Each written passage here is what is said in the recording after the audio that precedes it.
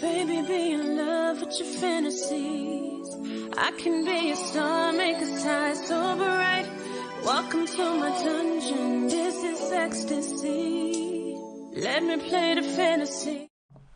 What's good, YouTube? It's your girl, Asia. And it's your boy, BJ. And we back like we never left. We appreciate y'all for pulling up for another reaction. We're going to be jumping right into it. Now, this is an older interview from Yuri Bezmenov. He's a KGB defector. And supposedly in this interview, he's supposed to be warning America. So let's check out and see what he's going to be warning us about. Oh, okay. How many warnings have we gotten? Hey, we get at least one warning every day. If we watch, we found a warning in at least every video. Yeah, there's another warning, y'all. Yeah. Here we go. Hey, y'all, let's get educated. No, but he looked like he about to tell us something for real though. He got his leg all crossed and stuff. He got his glasses on, y'all. He look important and he look like he know. I'm gonna go with that. Let's see if we can take something from this video. All right. Well, you spoke several times before about ideological subversion. That is a phrase that I'm afraid some Americans don't fully understand. When the Soviets used the phrase ideological subversion, what do they mean by it? Ideological subversion is the process which is legitimate, overt, and open. You can see it with your own eyes. All you have to do, all American mass media has to do, is to unplug their bananas from their ears, open up their eyes, and they can see it. There is no mystery. There is nothing to do with espionage. I know that espionage intelligence gathering looks more romantic. It sells more deodorants through the advertising, probably. That's why your Hollywood producers are so crazy about James Bond type of thrillers. But in reality, the main emphasis of the KGB is not in the area of intelligence at all. According to my opinion and opinion of many defectors of my caliber, only about 15% of time, money, and manpower is spent on espionage as such. Wow. The other 85% is a slow process which we call either ideological subversion or active measures, активные мероприятия in the language of the KGB, or psychological warfare. What it basically means is to change the perception of reality of every American to such an extent that despite of the abundance of information, no one is able to come to sensible conclusions in the interests of defending themselves, their families, their community, and their country. It's a great brainwashing process which goes very slow, and it's divided in four basic stages. The first one being demoralization. It takes from 15 to 20 years to demoralize a nation. Why that many years? Because this is the minimum number of years which requires to educate one generation of students in the country of your enemy, exposed to the ideology of the enemy. In other words, Marxism-Leninism ideology is being pumped into the soft heads of at least 3 generations of American students without being challenged or counterbalanced by the basic values of Americanism, American patriotism. The result you can see, most of the people who graduated in the 60s, dropouts or half-baked intellectuals, are now occupying the positions of power in the government, civil service, business, mass media, educational system. You are stuck with them. You cannot get rid of them. They are contaminated. They are programmed to think and react to certain stimuli in a certain pattern. He said they are contaminated. Yeah. That's very important to say, contaminated. I mean, you almost want to take a leader. Like if you take a leader of some sort, you know, rather it be a good example would be at work.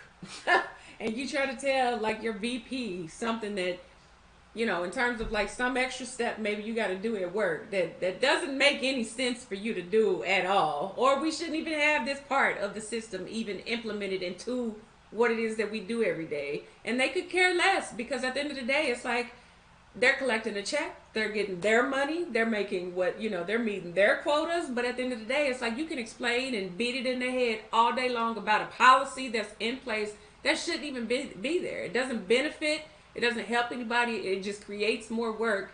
And you've said it to a multitude of times, and they don't care. Right. And I guess take that, what you're saying right there, and translate that into like like real world.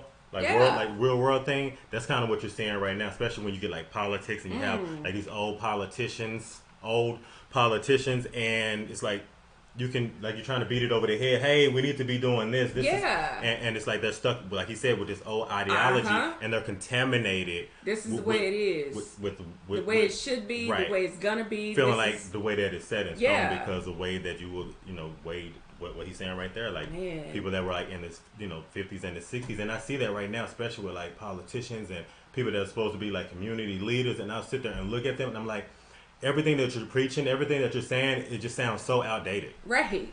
But kind of what you're saying about the policies and stuff like that.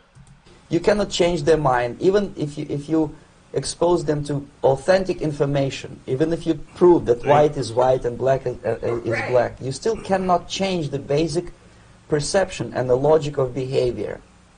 In other words, these people, the process of demoralization is complete and irreversible.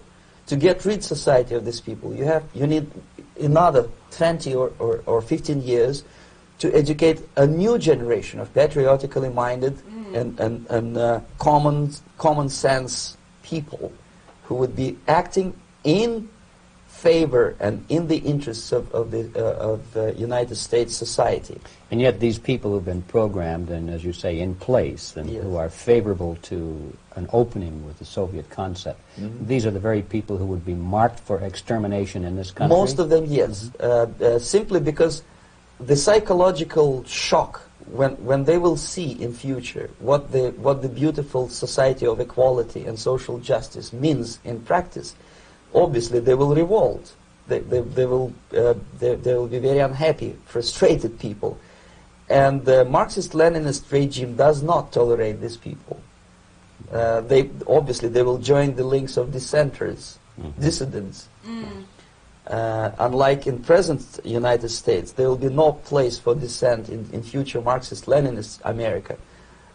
Here you can get popular like Daniel Ellsberg and filthy rich like Jane Fonda for being dissident, for criticizing your Pentagon. In future, these people will be simply squashed like cockroaches. Nobody is going to pay them nothing for their beautiful, noble ideas of equality. This they don't understand, and it will... It's almost kind of hearkening in regards to kind of what we're dealing with right now, just in regards to like pay gaps. Yeah, just in regards to the way it feels, like the feeling of what our society has kind of come to. Well, you got people. He basically saying you either fall in line or fall back. Like either you gonna get with the program or you gonna get dropped. Like, He was saying there's no room for dissidents. And it's almost like you just act you like get canceled whatever nowadays. is going on. If you join in, like doesn't exist for you, like because it is the way it is in your world, and that's the world that is your reality, like period. Nowadays they call it the council culture. If you're kind of going against the grain, they find a way to kind of cancel you out. Yeah. The majority try to cancel like a you bug. out. There's your squash. Like a cockroach. Yeah. It will be the greatest shock for them, of course. The demoralization process in the United States is basically completed already. For the last 25 years. Actually, it's overfulfilled because demoralization now reaches such areas where previously not even Comrade Andropov and all his experts would even dream of such a tremendous success.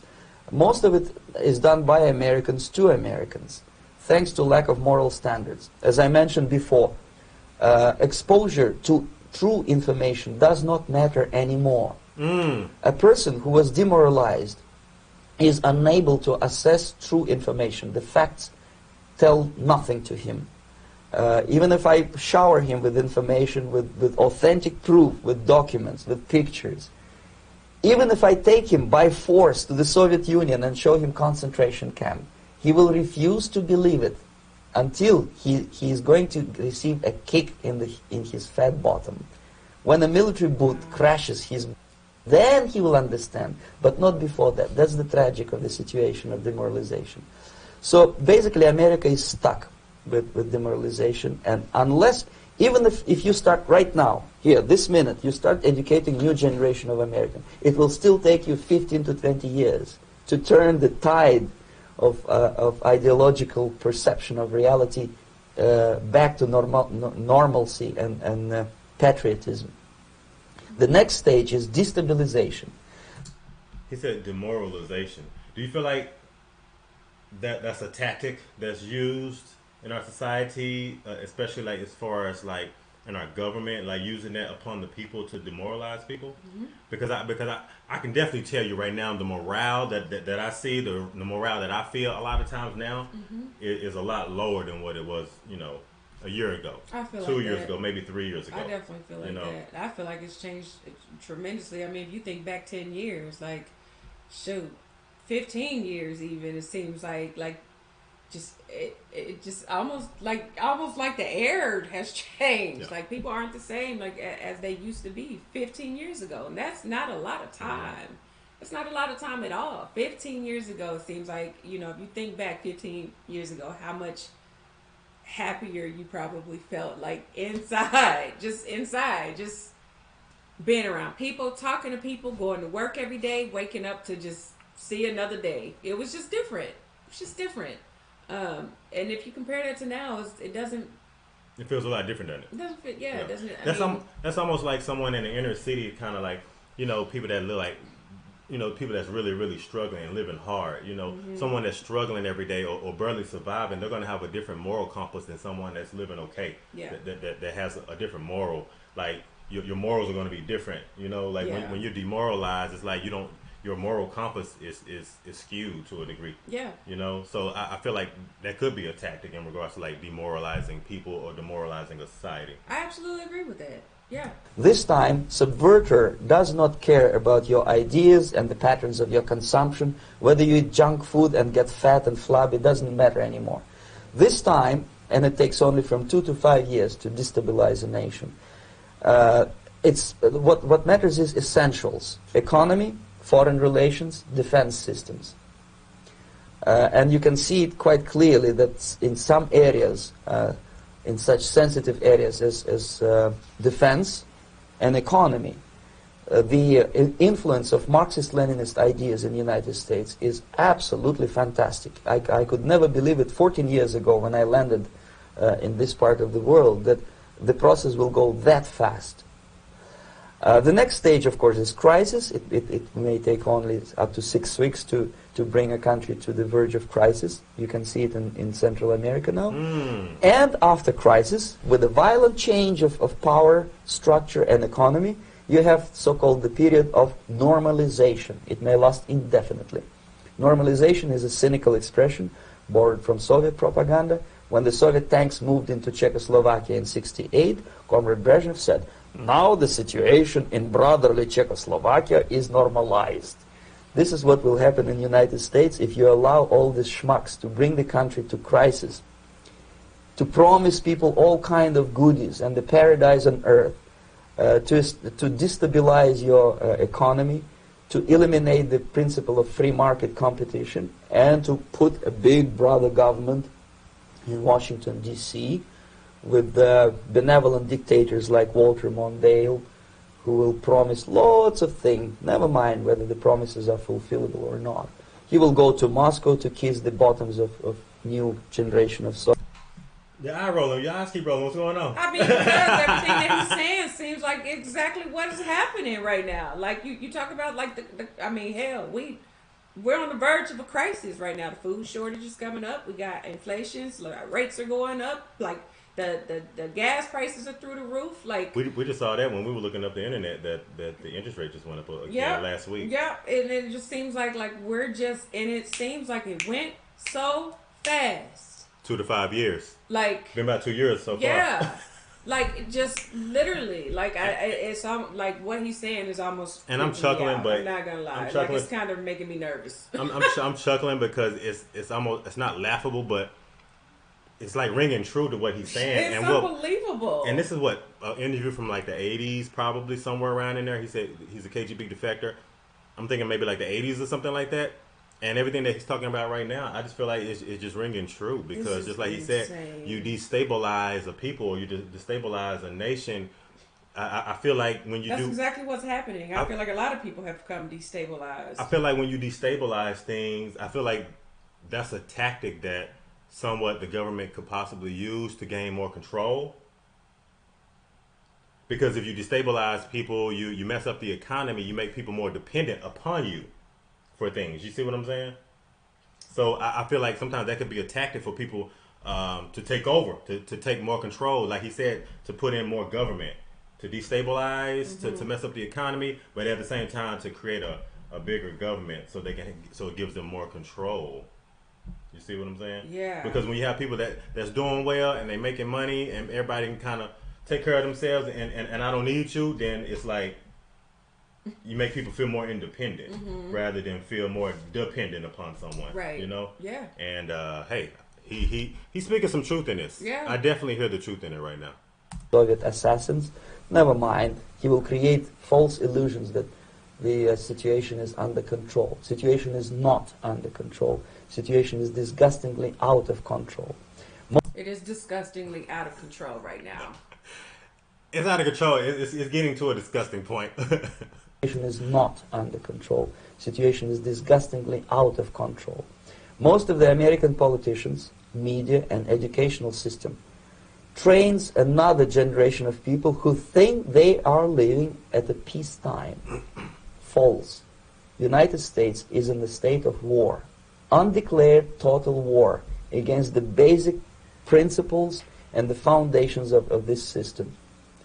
And the initiator of this war is not Comrade Andropov, of course. It's the system.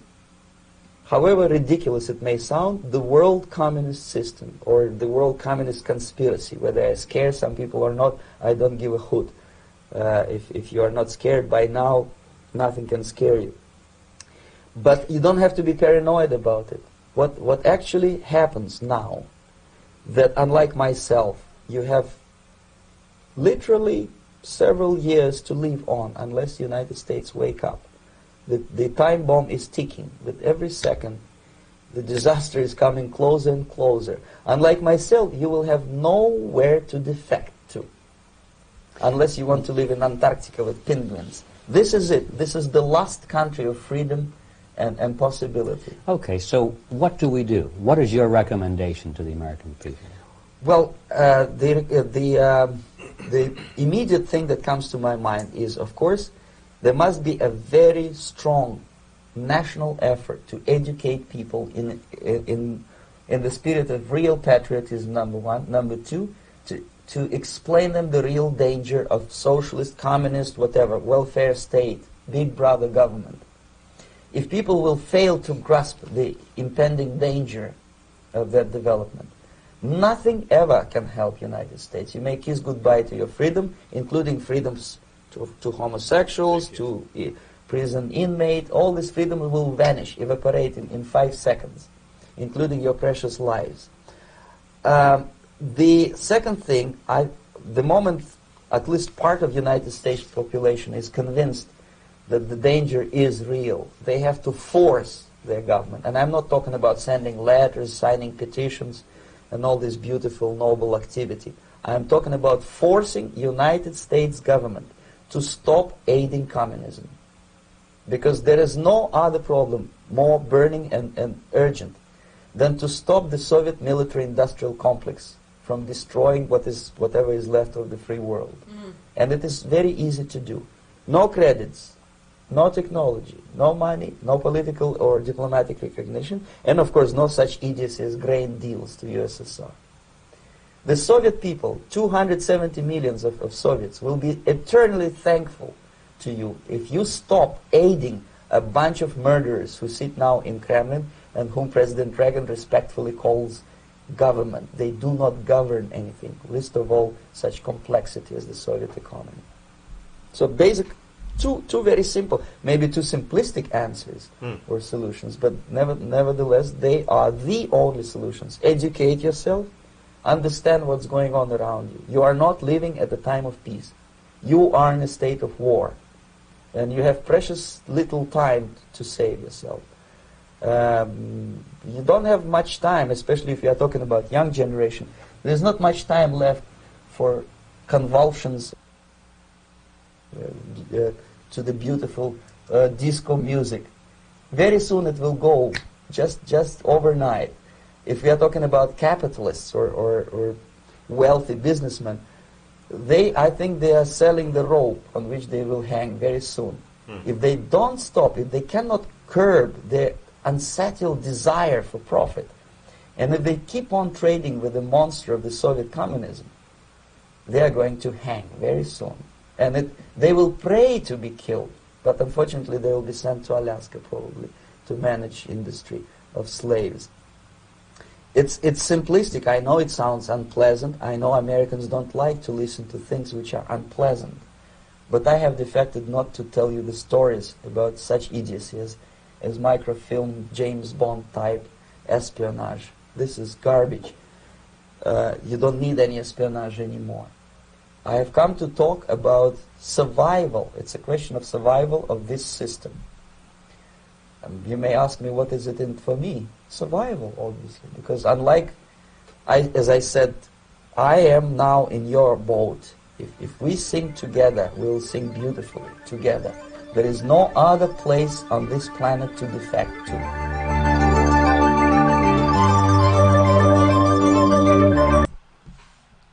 This video actually kind of drew some red flags for me.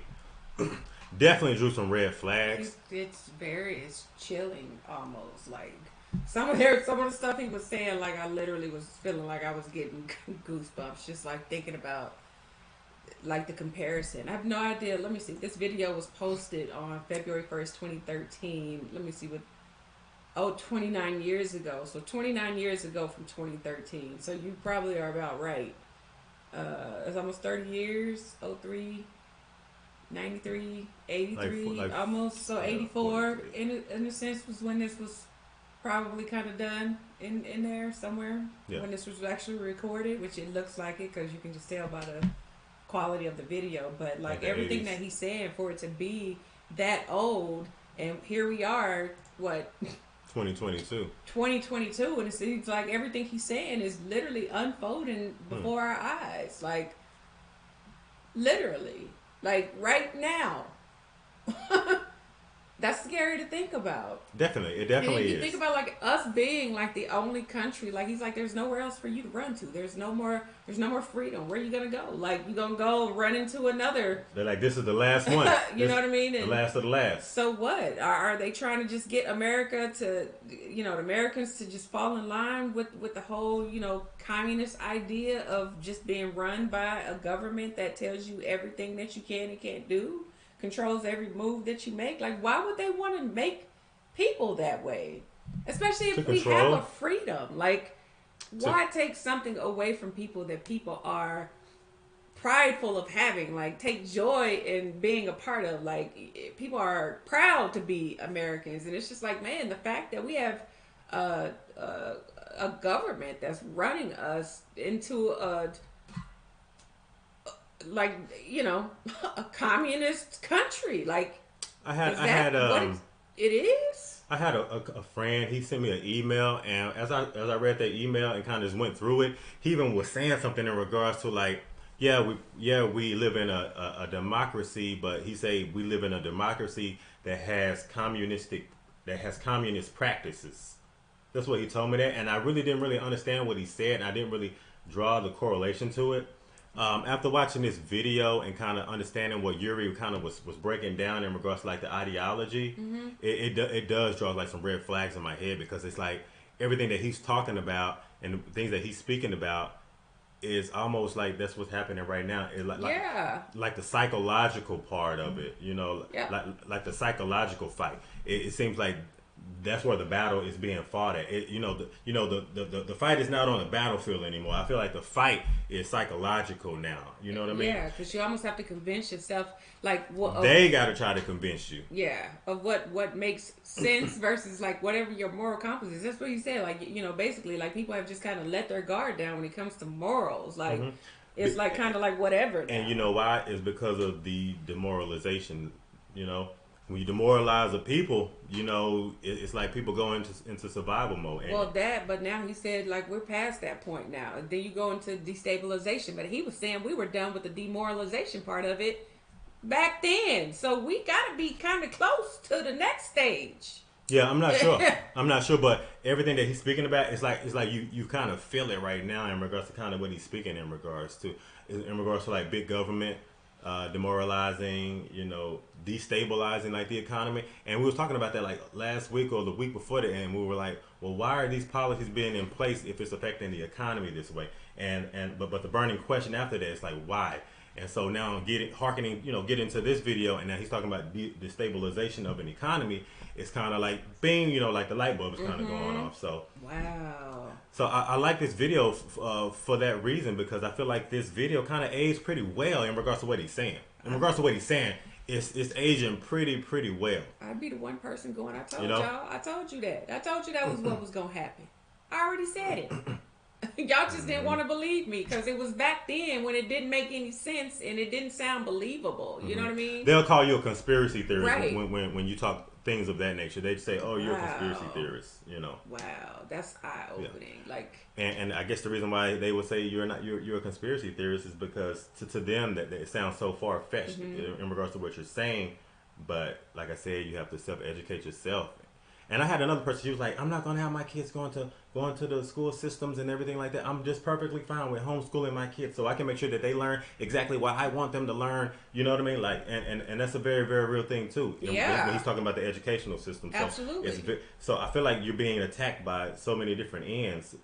It's almost like your mind is being psychologically attacked from from the first time that you go to grade school. So this is what I challenge every parent. It's like, man, make sure that you're teaching your kids the way that you want them to learn certain things. But it's not just that. It's not just teaching. It's very, very important. You're talking about technology. You see how people are just like stuck to their phones. It's almost like we are magnetized.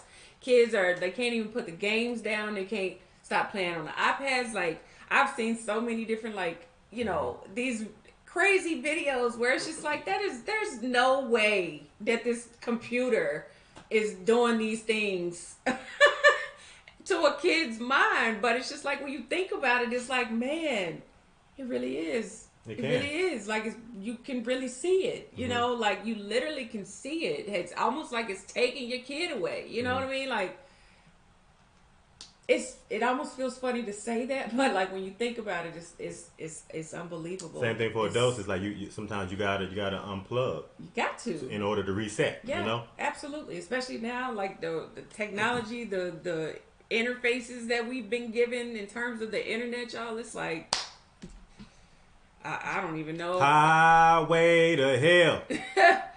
Basically. That's scary. Definitely. That's so scary. But y'all let us know what y'all think about this down in the comment section and how y'all feel about this. I need to know.